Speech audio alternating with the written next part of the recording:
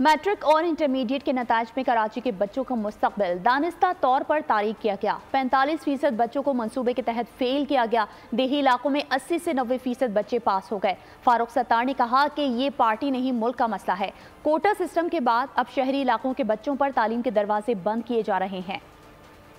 جو matric board کے وڈیرے جاگیردار اور کرپٹ افسران ہیں، انہوں نے جس طرح میرے بچوں کے ہمارے بچوں کے مستقبل کے ساتھ کھلواڑ کیا ہے، جس طرح ان کے مستقبل کو تاریک کیا ہے، ان دونوں جماعت کے بچوں کو، دونوں کلاسز کے بچوں کو بری طرح سے ایک منصوبے کے تحت فیل کیا گیا۔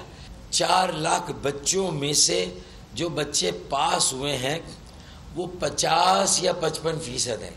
45 سے 50% بچوں کو فیل کر دیا گیا، اور جبکہ رورل سندھ میں جو بورڈز ہیں وہاں 80% بچے پاس، 90%، ایک بورڈ میں 80%، ایک میں 90%، پہلے سے بھی زیادہ رزلٹ۔ ہم جو ہے ان والدین کے ساتھ جن کے بچوں کے ساتھ یہ ہوا ہے ان کے ساتھ مکمل اظہار یکجہتی کرتے ہیں۔ ہم نے یہ فیصلہ کیا ہے کہ ہم دونوں انٹرمیڈیٹ میٹرک بورڈ پر بھی مظاہرے کریں گے۔ سبسکرائب کریں اور بیل دبائیں تاکہ کوئی خبر رہ نہ جائے۔